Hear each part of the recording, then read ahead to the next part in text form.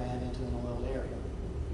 But as we sent these off for analysis, these are some of the results that we got. That first one was 329 parts per million of oil range organics, confirmed by the lab to be oil range organics. Okay, well the second one might be a little bit less. No, it was more. We had 387 parts per million in the report from the lab. Next one, 794 parts per million. So it looks like the less material there, the higher the number we're getting. And then this last one on the right-hand side looks like very little material on the pad. The result there was 2,430 parts per million. So we got scratching our head over this and wondered what's going on. We started taking some blank pads that had never been in the sound, that had been really out of the package that they came in, and sent them to the lab for analysis. We came back with over 24 pads. What we came back with was an average of 2,633 parts per million on a pad that had never been close to Mississippi Sound. So got to looking and investigating that and determined that the pads are actually made from petroleum products. Okay? They're not intended to be analyzed for these chemicals because they're just going into soak up oil. But they're actually made from petroleum products. In fact, I think the ones we've got were manufactured by Chevron. So that kind of explains why we're finding petroleum in the pads. And I've got some examples of some calculations and what this means. And basically, what we've come to the conclusion is if we see a number well below what the blank is, that tells us that all that extra weight on the pad is not oil, or at least if there's any oil there, it's at very low concentrations. A very small part of the material there is actually oil. If even 1% of the material on there is oil, then our number would go up significantly in our analysis. Some of the continuing activities we're doing is we continued even after we kind of finished the program with the unified command. We went ahead and did some additional sites where we took subsurface samples down, water sample near the bottom, as well as a sediment sample and a plankton sample. We had again 2 low-level hits for diesel out near Cat and Ship Island. In that analysis, all the other parameters non-detected, both the water and the sediment samples. We continue to respond to any calls from the public. We did a call that someone has some suspicious material. We just had one the other day from Point Cadet, and so we went out and checked on that. We've got the shoreline assessment, our SCAT teams out doing evaluation of cleanup needs and also possible nearshore deposits. I'll talk a little bit about that as to what we've got, where we've looked. And we've got this chart that doesn't show it real well there. But basically, we've got the intertidal area up here. This is where the cleanup teams have been working from the low water level, low tide mark up the beach is where our cleanup assessment teams have been working and cleaning the beaches, particularly on the mainland. The islands are a little bit different issue. There's been working with the Park Service out there to be very careful that the cleanup teams don't do more damage than good in those sensitive areas. So we've been working there. Our submerged oil survey plan was designed to get this material out here, which is the near shore area, basically from the back of the first sandbar on out is what we hit. And then NOAA, I think, is going to be talking about they're doing more deep water survey for submerged oil as well. The one area that we haven't covered well enough yet is the subtidal area from the low water mark out to the first sandbar area. We have started with the SCAT teams are actually going out at low tide to do their evaluations and actually doing some wading out into the very shallow waters and taking some sediment grabs there, trying to see if they can find any kind of puddles of material that may be on the bottom that could be feeding some of the small quantities of tar balls that we do still see coming on shore.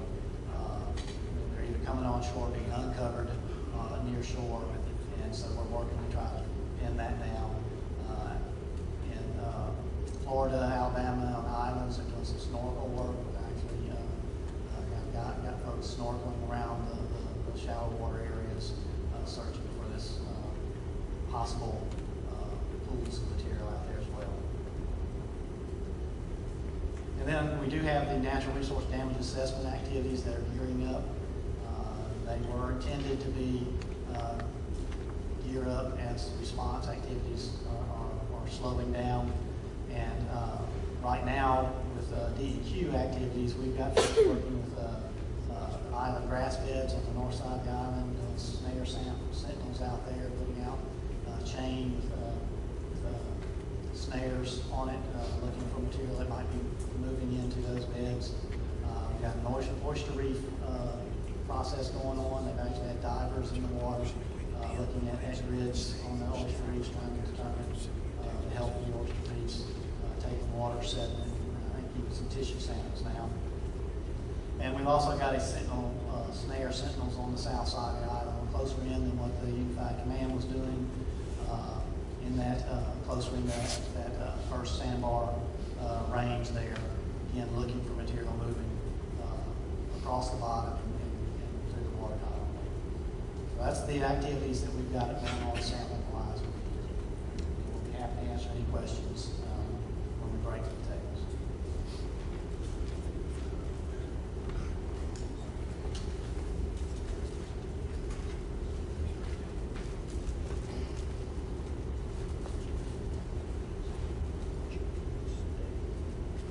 Thank you, Mr. Gatlin. At this time, I'd like to bring up Mr. Henry Fuller, Chief of Field Services for Mississippi Department of Environmental Quality.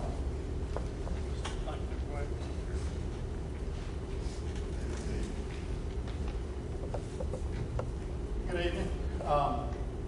Glad y'all came out tonight. I appreciate you making the effort to be here. I want to qualify what I'm about to say by saying that I'm not a toxicologist. But I have had the privilege of sitting in on some conference calls and a number of meetings with toxicologists from EPA, FDA, NOAA, Center for Disease Control, and I just wanted to share a little bit of what I'm hearing from these folks with y'all. There's been a lot said, a lot written about dispersants. There's a lot of concerns and questions about it. What I'm hearing from these toxicologists doesn't necessarily jive with what I'm seeing and hearing on TV and on the internet.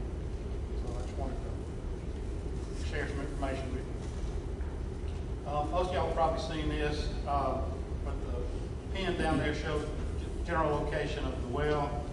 It's about 90 miles from the closest Mississippi waters, about 110 or 12 miles from Biloxi. Dispersant usage, reportedly 1.8 million gallons of dispersant was used. It's primarily a product called Core Exit 9500A. The reason it was used was to try to break the oil down into smaller particles, much like you might put on dishwasher liquid on a greasy pot to try to clean it off. One of the benefits of it is it helps keep the oil out of the marsh. It makes it more available to microbes. And the marsh is the most important, most valuable natural resource that we have, being as it's the nursery area for fish, the shrimp, the crabs that support the seafood industry down here. It was applied in a couple of ways. It was injected into the well, out at the wellhead, and it was applied to the oil on the surface. It was only applied out in the open Gulf. When our knowledge done was applied in Mississippi waters. We've got a number of reports that it was investigated a number of reports. It was applied in Mississippi waters. So far, we've not been able to confirm that. Core Exit 9500A, it's got the same MSDS is Material Safety Data Sheet. Put out by the manufacturers, required to be held on site for any commercial, industrial, government facility that's using the chemical. It has the same hazard rating as non-dishwasher liquid. Slight for health, slight for flammability. Primary ingredients of this dispersant is propylene glycol. It It's used in antifreeze. It's also used in health and beauty